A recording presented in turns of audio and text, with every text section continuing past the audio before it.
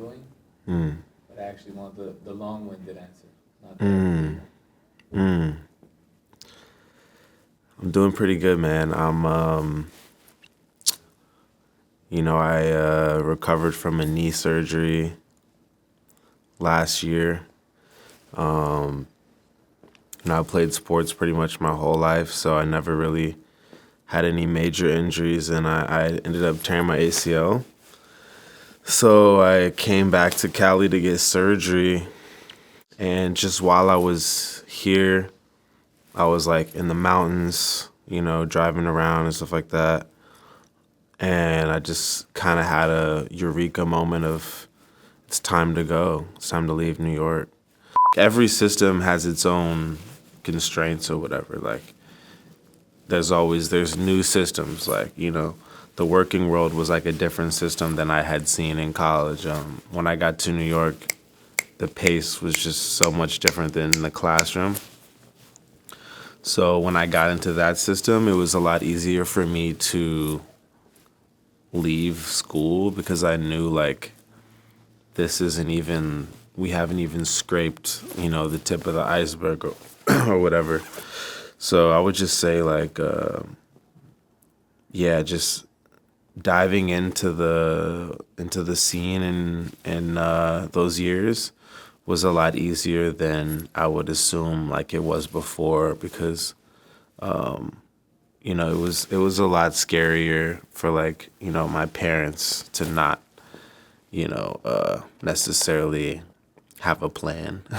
New York City is makes you feel very, very small. Makes you feel very small when you're in that like young, impressionable time, formidable years. And I would just say like just a lot of long nights and like I lived in Brownsville, you know. It wasn't like I was in some like luxury apartment or whatever. It was just a lot of long journeys on foot and just a lot of contemplation of like, what am I doing? Is this all worth it? Is this gonna pay off in the end? Um, am I gonna make it? And I think luckily I had the support of other artists that were also going through the same thing. And we just all kind of were able to look at each other and be like, well, if you're okay, then I'm okay. And if you're not okay, then like let's go do some cool shit. And like, our therapy was just like walking around, being in the streets. So yeah, man, definitely some tough times in New York for sure. But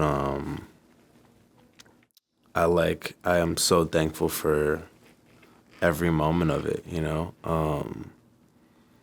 it it it's a crazy city. But all those times essentially just showed me what I had. It showed me what I was made of. I wasn't afraid to do you know, I was doing the staffing agency jobs. Like I was doing anything I could. I was cleaning shit. When I had a gig and it was cool and it was creative, it's great. Or when I had a job in the city, it was consistent. You know, those were great times. But then there was other times where it was just like I didn't know when I was gonna get the next thing. So definitely a lot of that, and just constantly making stuff to just kind of like get through it.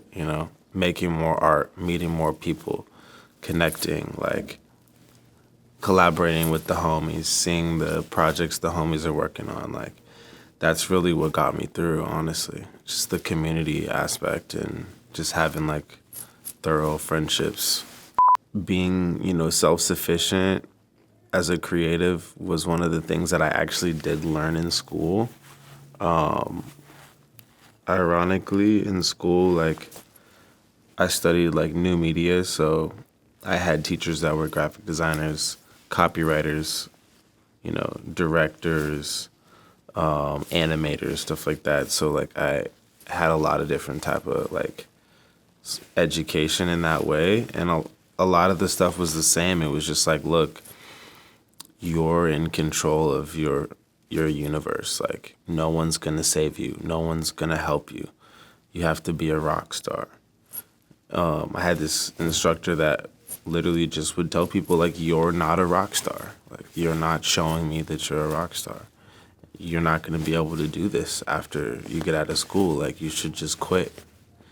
And I just, like, took a lot of those, like, crazy moments, and, like, when I would get overwhelmed, like, later on, I would just think back on, like, those times of just, like, soaking up all that energy and knowing that, like, it's up to me to do it. It's up to me. Like, the pressure is only going to make you better.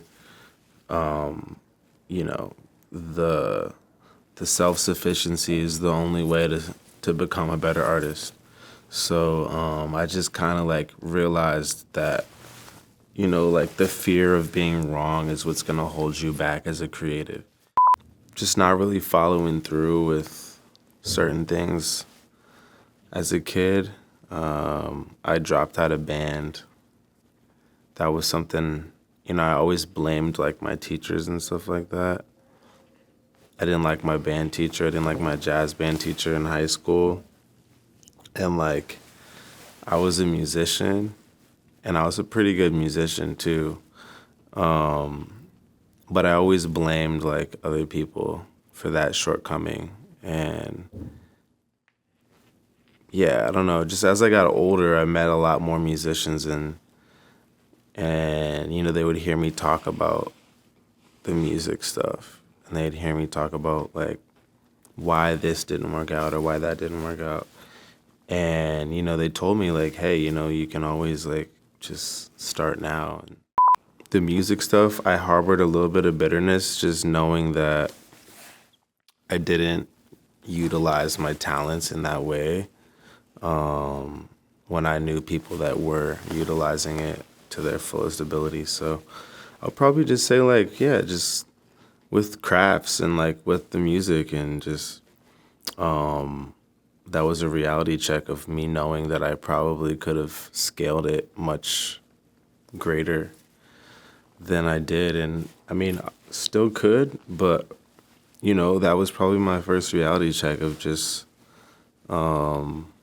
yeah, just not taking accountability for my talents and my work ethic within that talent, and seeing some of my, you know, close friends, like, accelerate at a very high level with the music, and seeing their work ethic and knowing that they just loved it in every way.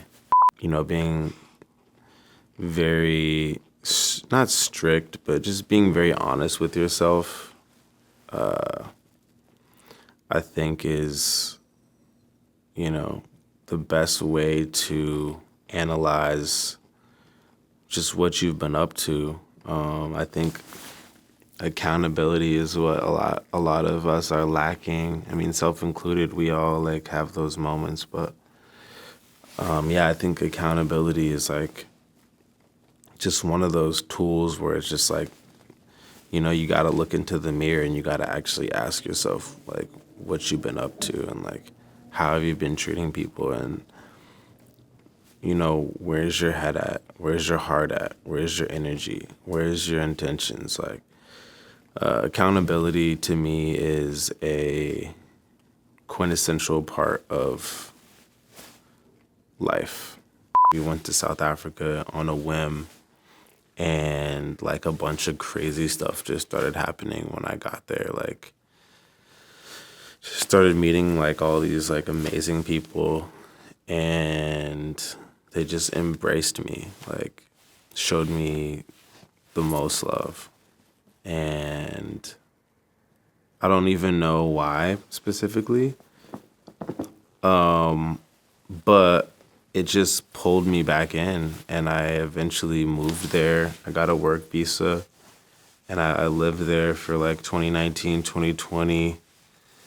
And yeah, it was a really amazing time for sure. unlocked something in my brain as far as just like your home is within you, right? And that was something that I hadn't really thought about. And they also showed me that they have an endless amount of talent and an endless amount of culture, and yet, everyone's always like looking to Europe or to the Western culture and whatnot. And it just inspired me to know that like it's our responsibility on the West to humble ourselves and know that like there's just so much more out there that we don't understand, and we need to. And yeah, I would just say South Africa showed me many, many things, and probably the utmost of those things was just love. It showed me so much love. Just leave your home and have a look around. There's the whole reason why I picked up a camera was because I had to shoot a bunch of textures for this project in my graphic design 3 class. And my teacher didn't believe that all the photos that I had were mine because I just was always shooting everything. I just was shooting like literally every color I could find, every texture, every line, every grid. And I just continually just shot. And I think that that was when I understood the beauty of an image, because everything that's in that image has already been somewhat created, or it's a solution for a problem, or it's already been dealt with in a way, and I'm just figuring out a way to capture it for eternity. My photography journey really just, I would say, started as a hobby and ended up becoming like something that chose me. I didn't necessarily plan on it. And yeah, I would say, the the music that I was making when I was younger, I always felt like creating narratives and stuff was like very, very important, and storytelling and whatnot. So when I started to pick up a camera, I was kind of amazed by the amount of words that you could put into like one image, like you could communicate whole stories just with an image.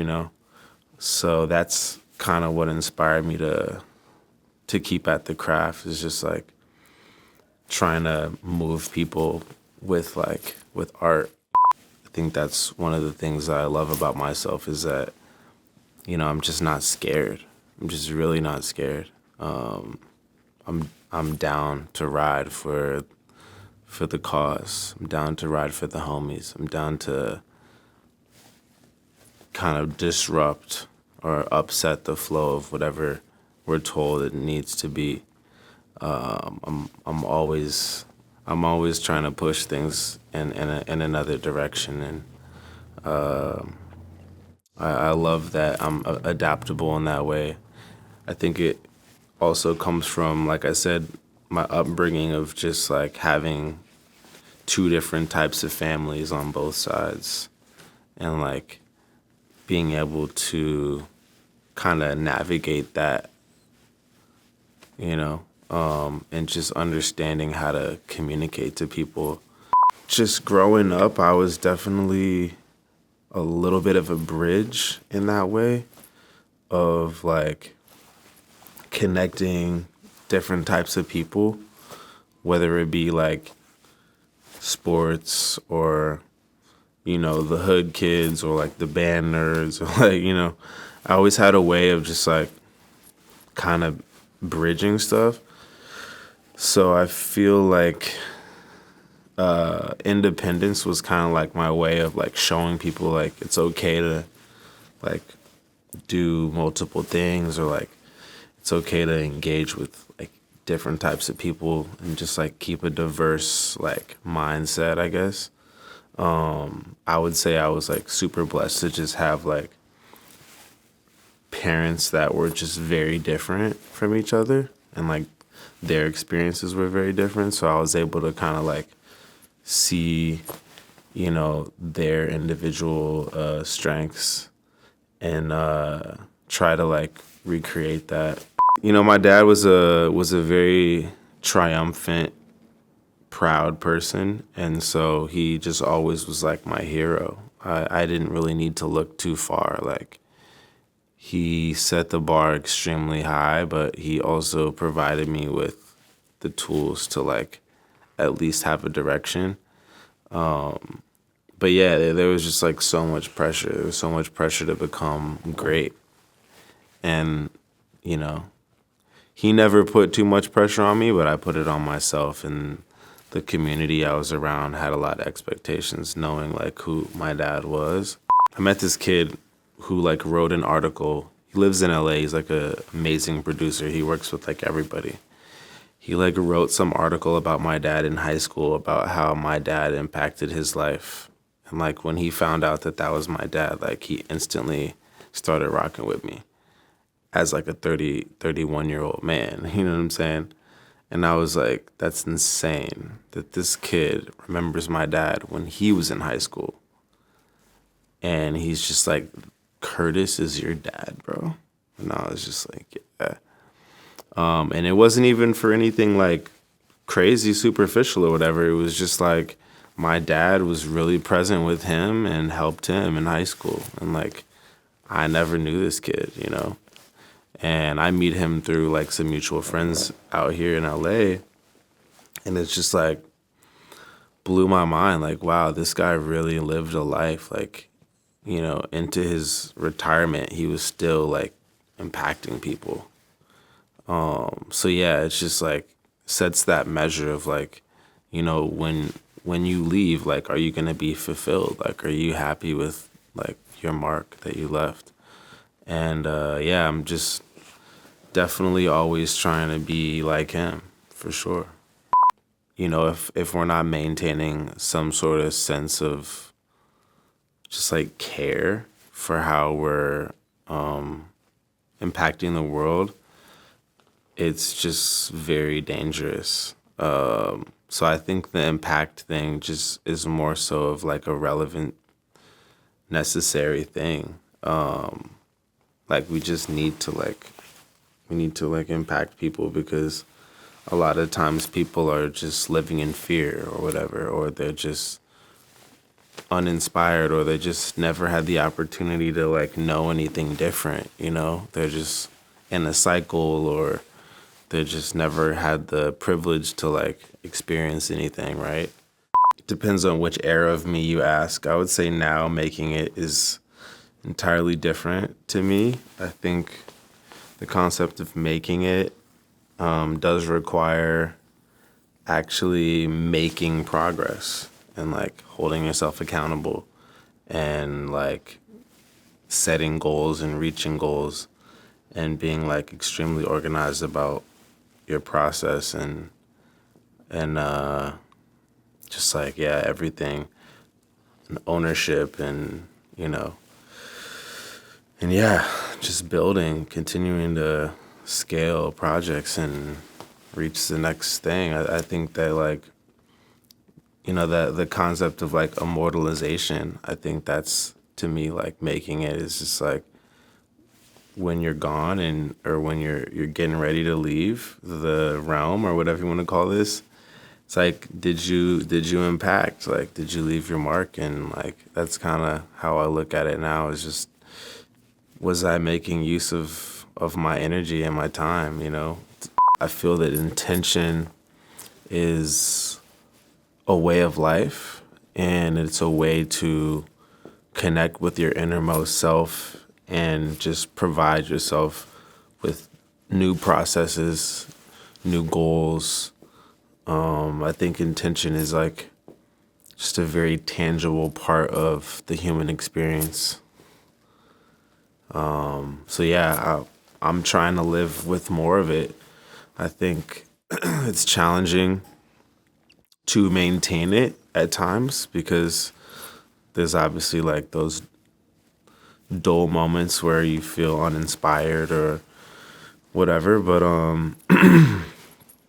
I think intention is like one of the most important tools I would say, for just growth and overall just like happiness, you know? I'm very happy with what I've accomplished, but I definitely am nowhere close to where I see myself. So, I mean, it's humbling getting to interact with people like you guys and, you know, what you guys are doing and just, and, you know, connecting with us and whatnot. I think that, you know, I'm extremely blessed and I'm extremely grateful and I'm extremely focused as well on like what's to come. And yeah, I'm just very happy to know that there's more time and but I don't know how much. So I'm just grateful to know that there is time and I want to definitely make the most of it. I'm feeling very tranquil, you know, like you guys are approaching this almost as therapy in a way, which I like. I feel very tranquil. I feel very at peace.